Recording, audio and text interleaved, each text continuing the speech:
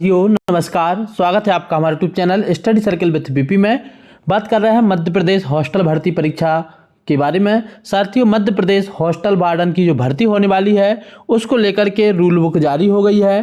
क्या है पूरी जानकारी, इसको हम बताएंगे। भर्ती के नियम बन के तैयार हो गए हैं, कितने पदों पर भर्ती होनी है इसके बारे में बताएंगे।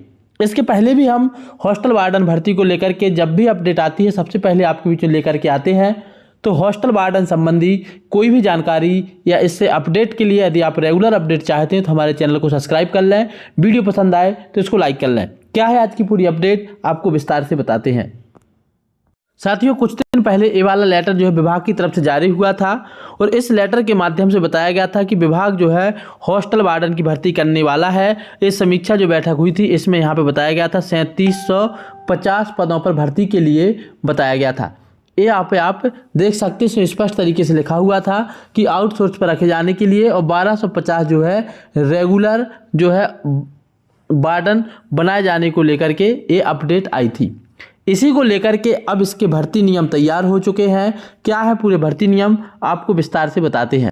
साथियों, हमारे पास जो जानकारी आई हुई है इसमें स्पष्ट तरीके से लिखा है कि जनजातीय कार्य विभाग मध्य प्रदेश भोपाल, मध्य प्रदेश जनजातीय एवं अनुसूचित जाति छात्रावास अधीक्षक लोक सेवा भर्ती नियम 2025, सेवा एवं भर्ती नियम 2025 इसको बताया गया है, इसका नाम दिया गया है। आगे इसमें बताया गया है कि यहाँ पे स्पष्ट तरीके से लिखा हुआ है जनजातीय कार्य विभाग मध्य प्रदेश मंत्रालय वल्लभ भवन भोपाल, क्रमांक F089/2018 1/25 भारत के संविधान के अनुच्छेद 309 के प्रंतुक द्वारा प्रदत्त शक्तियों को उपयोग में लाते हुए मध्य प्रदेश के राज्यपाल एरर द्वारा मध्य प्रदेश राजपत्र क्रमांक 235 दिनांक 14 मई 2008 द्वारा पूर्व में जारी मध्य प्रदेश आदिम जाति तथा अनुसूचित जाति कल्याण विभाग छात्रावास संविदा अधीक्षक को संविदा आधार पर भर्ती 2008 को निरस्त करते हुए छात्रावास अधीक्षक संवर्ग से संबंधित निम्नलिखित सेवा एवं भर्ती नियम बनाने के लिए, और ये पूरा का भर्ती नियम बन चुके हैं।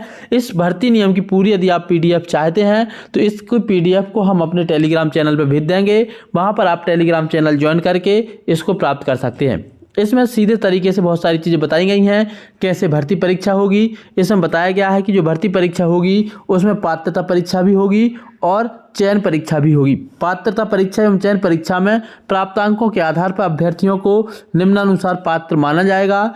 तो ये जो है पात्रता किसके आधार पर होगी, योग्यता क्या रहेगी, इसमें भी योग्यता के लिए बताया गया है कि जो पात्रता परीक्षा उसमें 50% अंक और अनारक्षित वर्ग के लिए 60% अंक। इसके बाद चयन परीक्षा में 40% अंक और जो है SC ST OBC के लिए और जनरल वालों के लिए 50% अंक लाने होंगे। इसके अलावा इसमें और ही बताया गया वर्गीकरण, वेतनमान, सारी चीज़ें हैं। नीचे इसके पदों की भी जानकारी आपको दी गई है, काफ़ी लंबी PDF है जिसमें सारी चीज़ें बताई गई हैं। जो भर्ती नियम होते हैं आप यहाँ पर देख सकते हैं। इस तरीके से यहाँ पे सारी चीज़ें बताई गई हैं। लास्ट हम आपको ले सकते हैं पदों की तरफ। यहाँ पे स्पष्ट तरीके से लिखा हुआ है, ये पदों की जानकारी है। यहाँ तक के भर्ती नियम थे, आप यहाँ पे देख सकते हैं कि कितने तरीके के पदों पर ये भर्ती होनी है, यहाँ पे बताया गया है। जैसे सबसे पहले एक जो पद यहाँ पे बताया गया है वो है संयुक्त संचालक का। संयुक्त संचालक जो है या अपर संचालक जो है, इसमें के लिए इन्होंने 5 वर्ष के पद के लिए 5 वर्ष का अनुभव मांगा है। इस विभागीय पदोन्नति से पद भरे जाएंगे। इसके बाद संयुक्त संचालक के लिए 5 वर्ष का अनुभव मांगा है। इसके बाद सहायक संचालक के लिए 5 वर्ष का अनुभव मांगा है। अतिरिक्त संचालक के लिए 5 वर्ष का अनुभव मांगा है।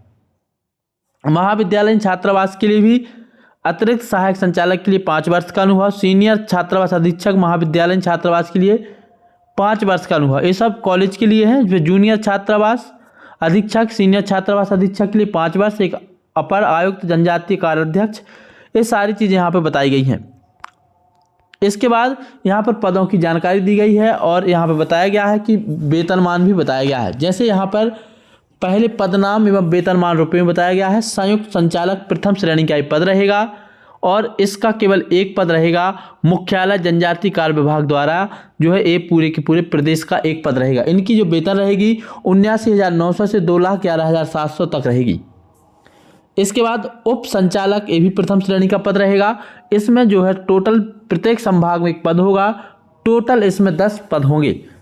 इसकी वेतन जो रहेगी 67,300 से 2,06,900 रहेगी और मैट्रिक लेवल इसका 13 रहेगा।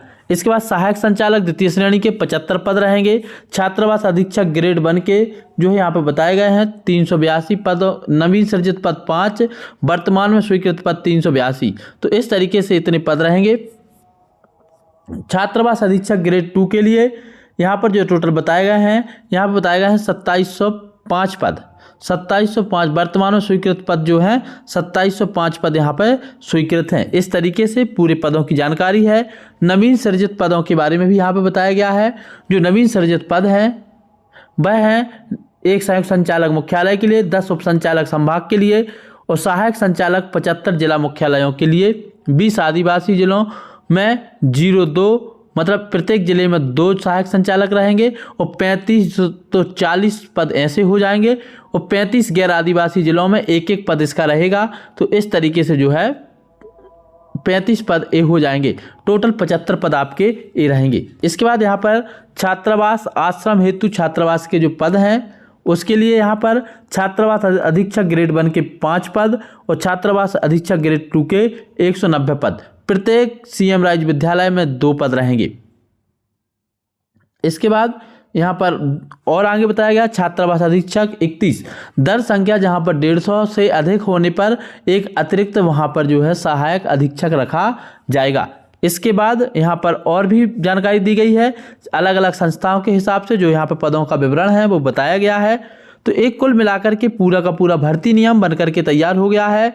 जैसे इसकी रूल बुक आएगी तो इसकी जानकारी आपको मिल जाएगी और इसमें कुल अब जो पदों की भर्ती है आधी चयन परीक्षा से होगी और आधी होगी आपकी पात्रता चयन से होगी। आधे पद भरे जाएंगे आपके पदोन्नति से।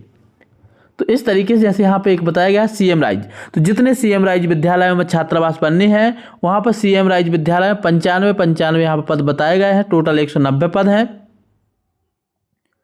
सीएम राइज में 100 सीटर छात्रावास में एक बालक और एक बालिका में कुल 190 पद यहाँ पर स्वीकृत किए गए हैं। इस तरीके से सारी की सारी यहाँ पे पदों की जानकारी आ चुकी है और इसका बहुत जल्द जो है नोटिफिकेशन जारी होने वाला है। और इस तरीके से लास्ट में यदि हम देखें तो कुल पदों की जो संख्या आती है, कुल पदों की संख्या 4,866 है। 226 नए पद सृजित किए गए हैं। इस तरीके से पूरे पदों का विवरण आ चुका है। अब इसका सिलेबस क्या होगा, कैसे इसकी भर्ती होगी, क्या क्या तैयार सिलेबस में आएगा, इसकी जो रूल बुक है कब तक आएगी, एमपीपीएससी जो पद भरेगा उसकी रूल बुक कैसी होगी और कर्मचारी चयन मंडल जो पद भरेगा उसकी रूल बुक कैसी होगी, सारी जानकारी आपको हम समय समय पर लाते रहेंगे। जैसे ही हमारे पास अपडेट आती है सबसे पहले आपके बीच में लेकर आएंगे। आज के इस वीडियो में इतना ही। अंत तक वीडियो देखने के लिए आप सभी का बहुत बहुत धन्यवाद। पुनः आप सभी से रिक्वेस्ट है, यदि आप ये रूल बुक चाहते हैं तो हमारे टेलीग्राम चैनल को ज्वाइन कर लें, वहाँ पर आपको ये रूल बुक मिल जाएगी। धन्यवाद।